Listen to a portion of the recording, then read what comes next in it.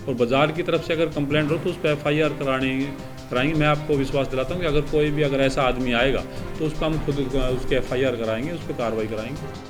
और पार्षद कहीं ना कहीं इस पर एक मजबूर खड़ा दिखाई देता है। अगर कोई भी पार्षद इस पर कोई कार्रवाई करता है तो उसको पार्षद को ही बदनाम कर दिया जाता है कि गरीब आदमी को उजाड़ने का काम करता है, पार्षद अपना मंत्री लेना चाहता है, ऊट पटांग ऐसे ही आरोप लगा के पार्षद को बदनाम किया जाता है। शुरुआत में जो इसको लगवाता है, जो प्रधान इसका बना दिया जाता है, वो प्रधान के माध्यम से ही ये सारा का सारा सिस्टम चलता है। बाकी मैं अपने LI से इसके बारे में चर्चा करता हूँ कि जितना हमारे MCD में पर्चियाँ कटती हैं, कितने लोग हैं, कितनी दुकानें हैं, वो हम लोग उसमें पता कर। कई बार जब ये सरकारी स्कूलों की, हमारे गवर्नमेंट स्कूलों की छुट्टी होती है बच्चों की, तो बच्चों का निकलना बड़ा मुश्किल हो जाता है। और आपने अच्छा प्रश्न उठाया, इसमें हम लोग थोड़ा सा देखते हैं इसकी जाँच पड़ताल।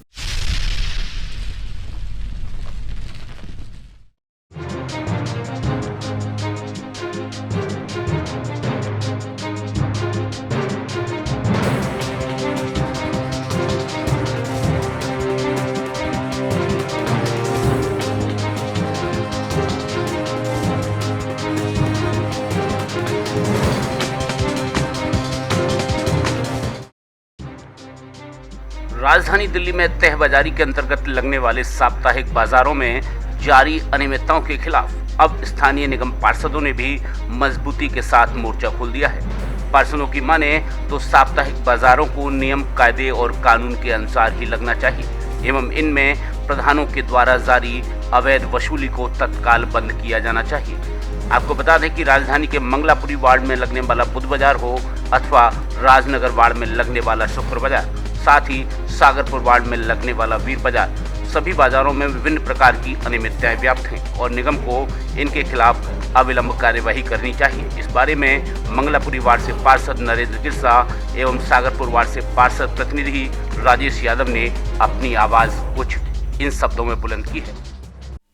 कौशिक जी, मैं आपको एक तो बताना चाहूँ कि बुध बाजार नहीं, पूरी दिल्ली के बाज़ारों में जो आज अनियमितताएं हैं वो लगातार बढ़ती जा रही हैं और पार्षद कहीं ना कहीं इस पर एक मजबूर खड़ा दिखाई देता है। अगर कोई भी पार्षद इस पर कोई कार्रवाई करता है तो उसको पार्षद को ही बदनाम कर दिया जाता है कि गरीब आदमी को उजाड़ने का काम करता है, पार्षद अपना मंत्री लेना चाहता है, ऊट पटांग ऐसे ही आरोप लगा के पार्षद को बदनाम किया जाता है। इसको पिछली बार तो हम विपक्ष में थे, पिछली बार भी हम ऐसी समस्याओं को लेकर हमने जहाँ भी हर मंच पे आवाज़ उठाई थी और अब की बार भी जैसे ही निगम का गठन होगा, इस बार भी हमारी सरकार की प्राथमिकता होगी कि इस तरफ ध्यान दिया जाए। बहुत सारे बुध बाजार तो रजिस्टर्ड बाज़ार है, कई सारे ऐसे भी बाज़ार है जो रजिस्टर्ड नहीं है और पब्लिक हर एक जगह ही प्रॉब्लम होती है। इनको ज़रूरत है कि भाई किस तरीके से जो नियम कायदे हैं उस नियम कायदों में किस प्रकार से इसको उसके अंदर लाया जाए, क्योंकि पब्लिक की भी भागीदारी होती है। पब्लिक इसमें गरीब आदमी परचेजिंग के लिए भी जाता है और लगाने वाले भी गरीब आदमी दर्शाते हैं। इसमें कुछ जो इसको लगाने, जो शुरुआत में जो इसको लगवाता है, जो प्रधान इसका बना दिया जाता है, वो प्रधान के माध्यम से ही ये सारा का सारा सिस्टम चलता है। और उसमें है जरूर हमें भी जानकारी में आई, और क्योंकि बुध बाज़ार तो 40 साल पुराना बाज़ार है तो ये तो हमें आगे से मिला है पहले ही, लेकिन इसके लिए पहले हमने कई सारे पहले भी वो उठाई और भी कई जगह रेहड़ी पटड़ी में और भी कई जगह दिक्कत है। जो प्रधान जगह के जो प्रधान एक प्रधान बना हुआ वो अपने तरीके से ही उसको मैनेज करता है और उसमें कई सारे आरोप लगते हैं कि प्रधान पैसे लेके वहाँ किसी की दुकान लगा देता है, किसी को भी उठवा देता है, इस तरह के बहुत सारे आरोप हैं। लेकिन उसमें पार्षद का अभी तक कोई, क्योंकि पार्षद थोड़ा सा इस पर परहेज़ करता है कि भाई वहाँ अगर वहाँ जाके कोई भी पार्षद जो कार्रवाई कराए तो पार्षद का आरोप जो लगा के उसको बदनाम कर दिया जाता है। तो MCD की गाड़ियाँ आती भी हैं तो थोड़ा सा वहाँ हमने जो महसूस किया कि MCD वहाँ दबाव में रहती है। हमें जो जिस तरह जैसे हम बात करते हैं तो बीच से ये प्रॉब्लम है, ये शिकायतें आ रही हैं, तो MCD उसमें कहीं ना कहीं दबाव में रहती है कि भाई इस तरह का। लेकिन इसको भी अगर MCD को बिल्कुल करना चाहिए, क्योंकि सच्चाई हमारे जिस तरह हमारे सामने कोई भी आके कंप्लेंट नहीं करता, इसमें कुछ जो थर्ड पार्टी के माध्यम से हमारे पास ये जानकारी में आता है। और जब इसके ऊपर हम कंप्लेंट करते हैं तो वो ये कह के कि जी कोई तो टेबल के पैसे ले रहे हैं, जी कोई लाइट के पैसे ले रहे हैं, इस तरह के से अलग अलग उस पर वो करके वो उससे बच जाते हैं। क्योंकि जब तक कोई कंप्लेंटर अगर ना हो, बाज़ार की तरफ से कोई कंप्लेंटर नहीं आता और बाज़ार की तरफ से अगर कंप्लेंट हो तो उस पर FIR कराएंगे। मैं आपको विश्वास दिलाता हूँ कि अगर कोई भी अगर ऐसा आदमी आएगा तो उस पर हम खुद उसके FIR कराएंगे, उस पर कार्रवाई कराएंगे। कोई दो राय नहीं है कि पहले बहुत कम संख्या में लगता था, अब धीरे धीरे लगातार बढ़ रहा है। और वैसे तो आपको पता है तय बाजारी के अंतर्गत ये आता है और छोटे छोटे गरीब लोगों को ये जगह दी गई थी कि वे अपना वीकली अपना बाज़ार लगाएं और अपना रोज़गार यहाँ से प्राप्त करें।